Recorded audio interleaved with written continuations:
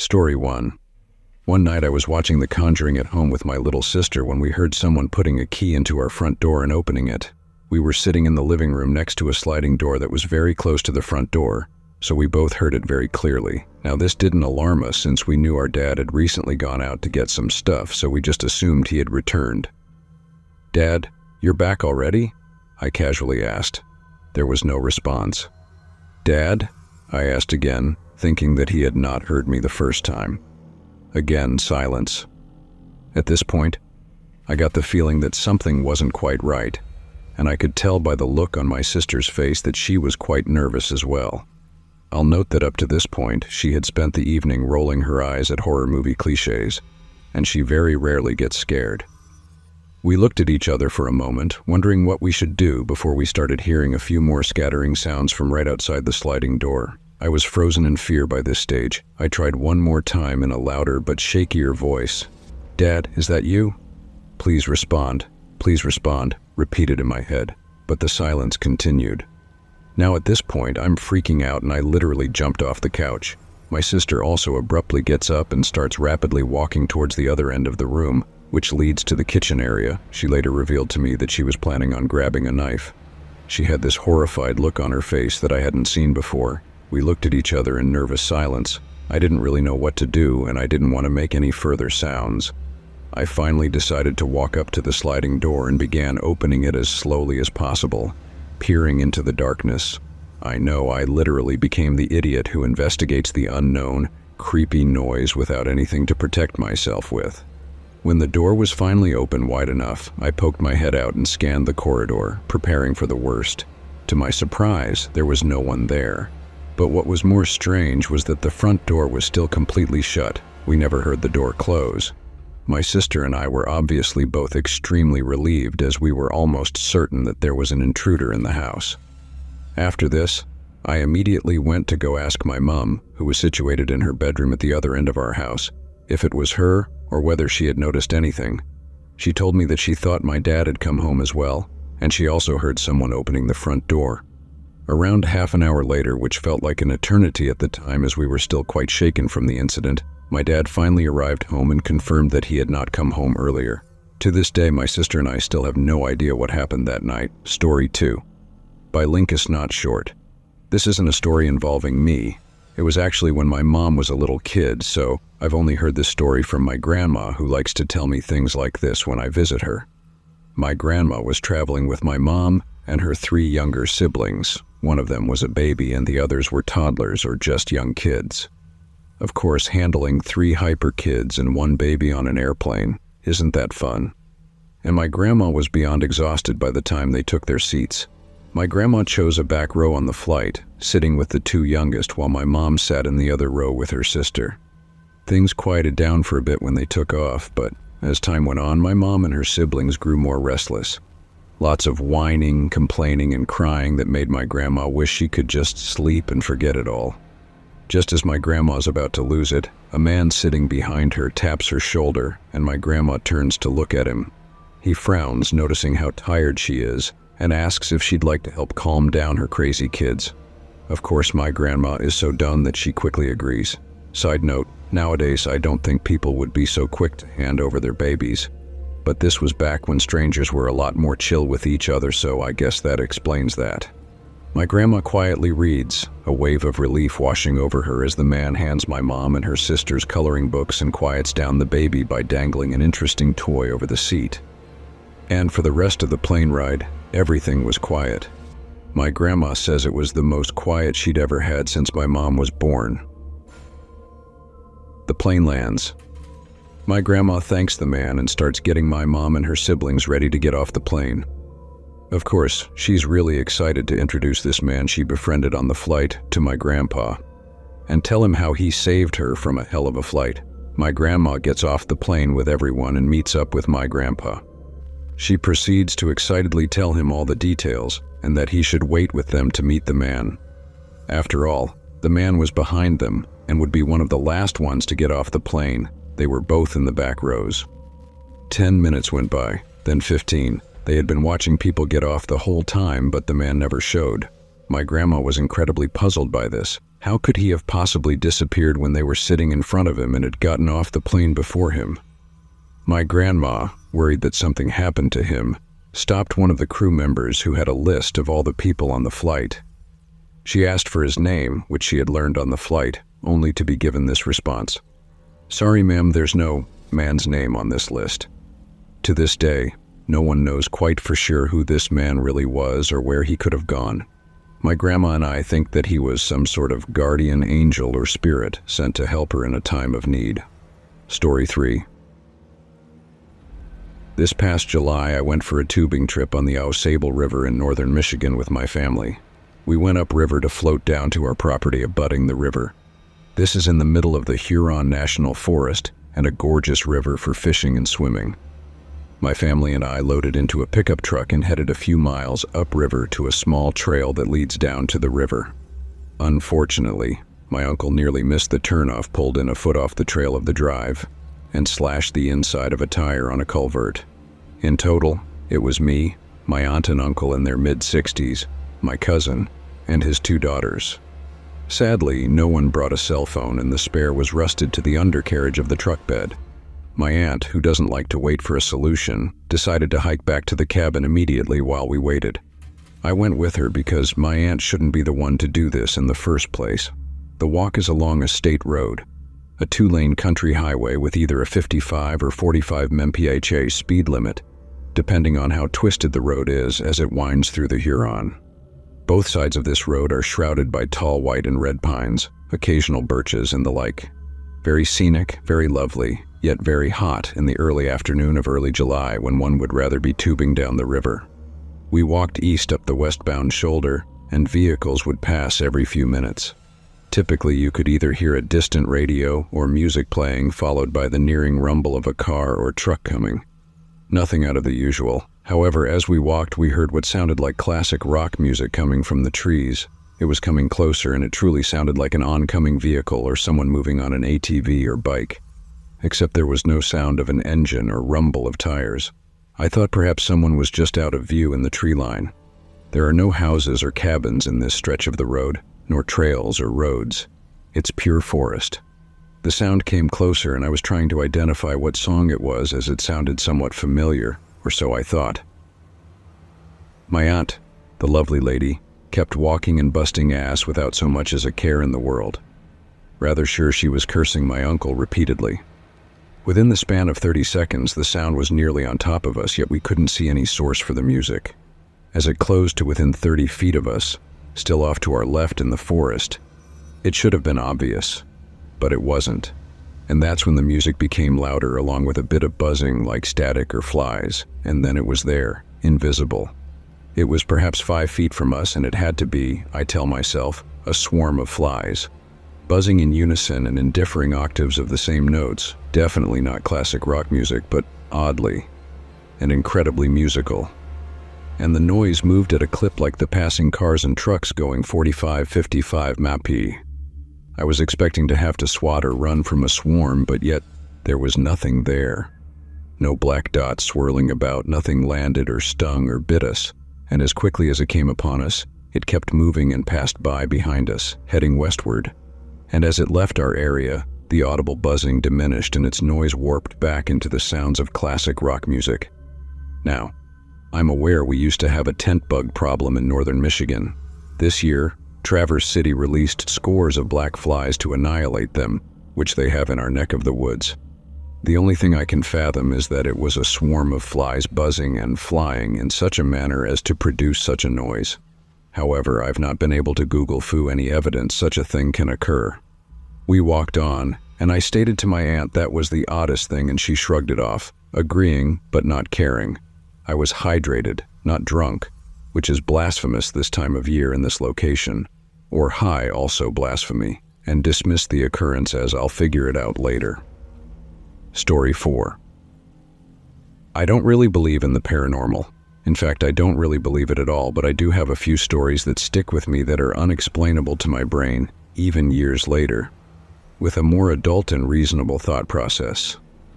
The first that comes to mind is one I always tell my friends that gives me chills, freaks me out, and will always make me feel some type of way for the foreseeable future.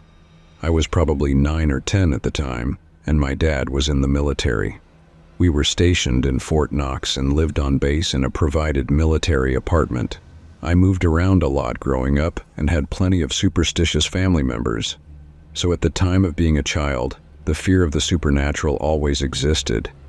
I lived pretty normally, and then I made a friend named Dylan. Hope he is doing well these days. One day, after school, his mom invited me over to their home. They also lived on base.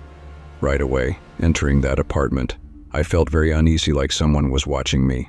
However, as the day went by, I played with him and his little sister and things were normal. Nothing was amiss, and so on his birthday, I returned to his home for the final time. When I came through the door again, I got that uneasy feeling. This time I asked him about it and his demeanor changed, as well as his little sister's. He didn't really want to talk about it. Being young, I found that to be a bit strange. As his birthday went on, I found myself needing to use the bathroom. There were 2 bathrooms, one upstairs and one downstairs. I went to enter the bathroom downstairs, and without a breath, he and his sister both said, "We don't use that bathroom, don't go in there." I didn't really think much of it until he asked if I would stand outside the door of the upstairs bathroom while he used it. Things now seemed off, and that uneasy feeling sank in. I complied, and we went upstairs. He went to pee, left the door wide open, and asked me not to let anyone shut it, which freaked me out because it was just me and him upstairs. I was dying to piss and asked if he would stand outside because now I was nervous, to which he refused. Angry that he didn't return the favor, I stormed off downstairs, yanked the bathroom door open, and meant to take a piss. Kind of funny, and it gets a little funnier and terrifying. 10 years old, pants halfway down, I am about ready to piss when the lights go off. The switch is inside as well as the lock, which frightens me because now I can't see and I have my pants down. Then it flicks back on and then off again, and then it begins happening a lot more rapidly. What gives me chills is that to this day I distinctly remember seeing the light switch flip itself up and down on its own. This picks up, and now a terrified 9 or 10-year-old, I begin to panic and try to open the door. I got the door open at about a head width and it slammed on me really hard. Lights are still flickering. I open it again and go to step out, and it slams on me even harder. Now crying for his mom or anyone because the lights are flickering and the door is slamming on me. His mom hears me plea and yank on the door, which I am pushing. Finally, the door flung open and both she and I went falling forward at the force. I cried and went home. It really ruined me being friends with Dylan, and we never talked about it. I remember later my mom asked if I remembered that story and told me his mother called and apologized. She also proceeded to tell my mom further that she and her husband had been experiencing a lot of things in the apartment. One was that she would wake up in the night to something raising the covers off of her husband and whispering his name. I don't believe in ghosts, but that is one of the most terrifying and unexplainable portions of my childhood, and experience unlike any other. Story 5. By the Night Court. This happened back in the 90s when my dad's car broke down in the middle of the night. He was alone and on a back road with not a lot going on. As it happened, he broke down right near a house. It was a bit dilapidated looking, but whatever. He needed to call someone to pick him up. He walked over, knocked on the door, and an older lady answered. She was sweet and let him use the phone to call his dad. He got picked up by his dad, and the next morning they came back to tow the car. There was no house anymore, or any sign of it. As a child, I had an imaginary friend named DC. I can picture in my head, now as an adult, what he looked like. He was a boy covered in soot. I was attached to him and kind of weird about it. My mom would call me to dinner, and I'd say something like, "DC says I'm not allowed to eat now." My parents could also hear me playing with and talking to him, completely acting as if he were responding to me. A bit of time passed and I stopped mentioning him or playing with him. When my parents asked what happened, I told them he died in a fire. A couple of years back, I had a snow globe in my room. It was on a bookshelf across from my bed. I was lying in bed one night trying to fall asleep when I heard the snow globe winding itself up. I opened my eyes and looked in that direction, but saw nothing and assumed I had started to fall asleep and maybe it was a dream. As soon as I laid my head back down and closed my eyes, the snow globe started winding itself up again, for longer this time. I immediately got up and took the snow globe down to the basement. Years ago, My dad used an Ouija board alone. He placed his hands on the planchette and asked a question, and it started to move. The planchette moved more and more aggressively, and my dad decided to stop and take his hands off. The planchette then went in fast figure eights around the board, until eventually flying off. My mom also used an Ouija board with some friends years ago, without my dad, and when they were done, they placed the Ouija board on a dresser. Not long after, the board flew off and hit a wall. I've seen shadows out of the corner of my eye. I've smelled a perfume that my deceased great-grandmother used to wear. I've seen drinking glasses move by themselves. I've had items mysteriously disappear then reappear days later in the spot. I had last left them. I've heard people walking downstairs when I know everyone is in their bedroom upstairs. And I've woken up twice now in the middle of the night to people in my bedroom. This last one, I am willing to admit, may be explained away as dreaming while half awake. I have no doubt in my mind that in some form or another, ghosts are real. Story 6 by Archinbiblo 12. There was a really weird occurrence at my dad's house a few years ago. He awoke to the sound of dogs barking and realized the neighborhood dogs were barking at something that was moving parallel to the road. When his own started to bark, he went outside to see what was up. Across the street is pretty much all forest except a church directly across the street that at the time was just a gravel lot. My dad was too far away to see anything, but in the dead of night, he could definitely hear the sound of someone running at full tilt across the gravel. A few things freaked him out of this. 1. Whatever it was definitely ran on 2 feet. Try having a dog run on gravel versus a human and you can tell the difference. And it was big. Both myself and he have witnessed large animals like bears and moose running through the underbrush, and according to him it sounded like it was of a similar size to those creatures. 2. It was easily running somewhere around 40-50 mph in the clearing of the lot, then slowed down again as it went back into the woods. He was able to compare the speed because the road itself is 45 mph limit, so it was going just as fast as a passing car. 3. The final thing. Its huffing and gasping was so loud he could hear it from his front door and was obviously not human. We looked online later to compare its sound to other animals, and it really didn't sound like anything he'd ever heard before. The freakiest part was the almost synchronous reactions the dogs had. He'd never heard dogs react like that before. Both he, my stepmom, my stepbrother, and several of our neighbors can account for hearing the strange barking from the dogs, but it was only my dad who heard what they were after. Nothing happened like that since, and I've never personally witnessed anything like it. We do like right on the border of the Cascade Mountain Range and are surrounded by park and federal land if you want to get an idea of where this took place. Story 7. I've only told my partner about this incident because I'm definitely the type who rolls my eyes at ghost stories and holds firm on the stance that I don't believe in ghosts. And yet, I have 2 brothers, and we all lived in a small house when I was about 8-11 years old. All of us kids hated the downstairs. It was always chilly, which is normal for a basement, but it felt like a creepy chilly.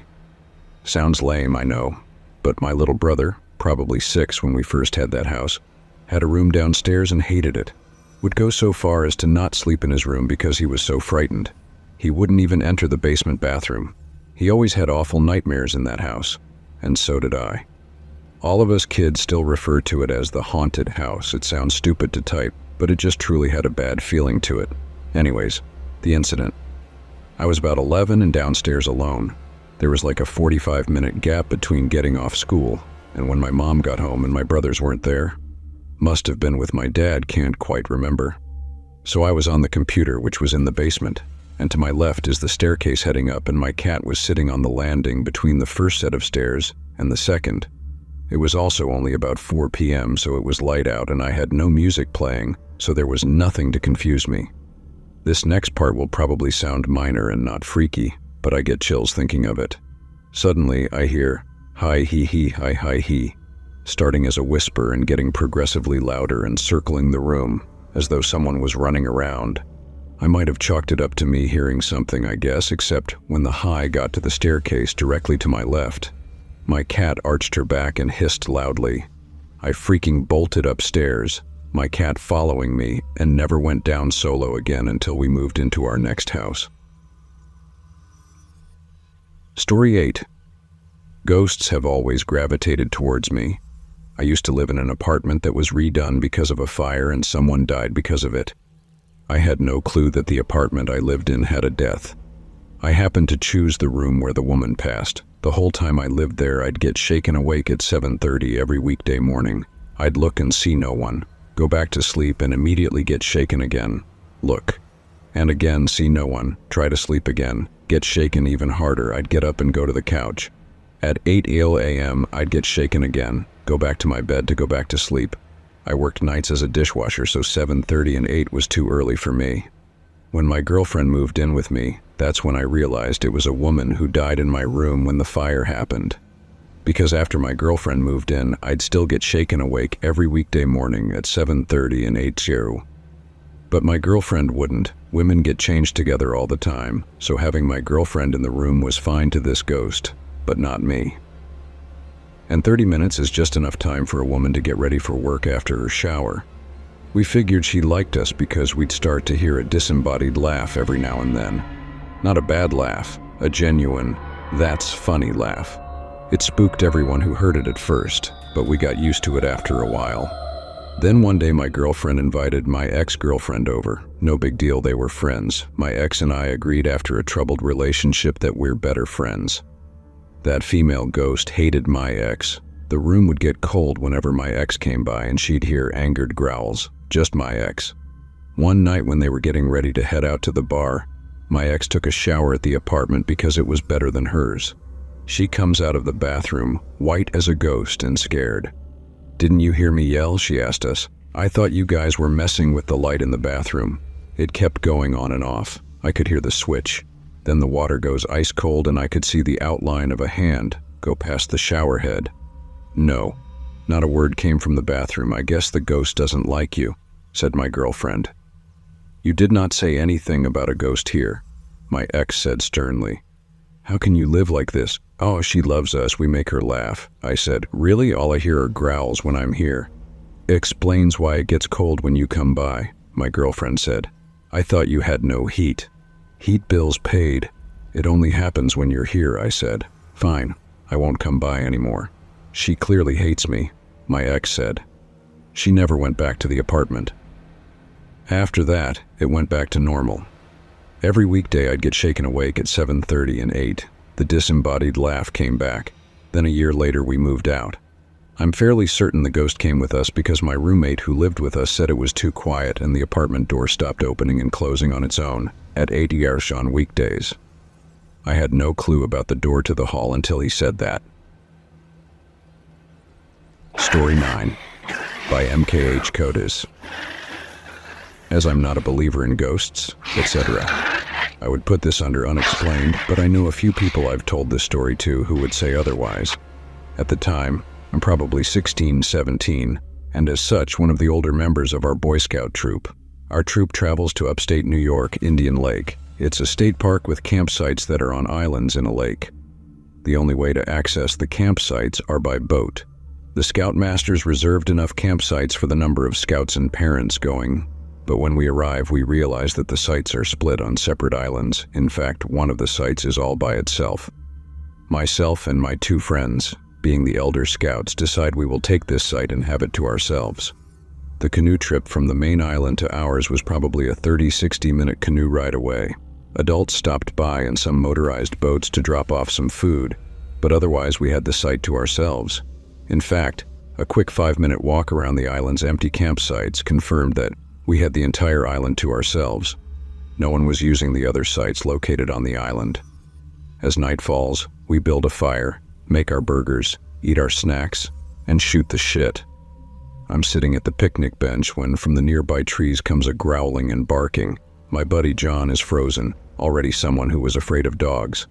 Paul is the only one who can get a good look at it, as it was obscured to my eyesight by our tent. He too is frozen, handling his flashlight like a weapon but afraid to turn it on. For the longest 10 minutes of our life, the growling and barking continues. The sight lines and darkness made it difficult for us to identify what type of animal it was. Our guess was a dog as opposed to a wolf, but at no time did we hear its owners. And after all, We're on an Esland, a 30-minute canoe ride from where anyone might be with a dog. Eventually, the animal left the site. We stayed still for 15 minutes more, making sure it was gone. Being the youthful, scared idiots that we were, we retreated to the place where we felt safe, our tent. There we stood with our flashlights ready to beat anything that might attack. We planned on taking shifts, staying awake in case it came back, but eventually all succumbed to sleep. With daylight upon us, we took a walk once again around the island, looking for any signs of the animal or any other campers that might have arrived later the previous night. We didn't find anything. The end. Thanks for watching. Don't leave before leaving a like to this video. Also hit the subscribe button to support my work. And as always, have a horrific nightmare, my dear.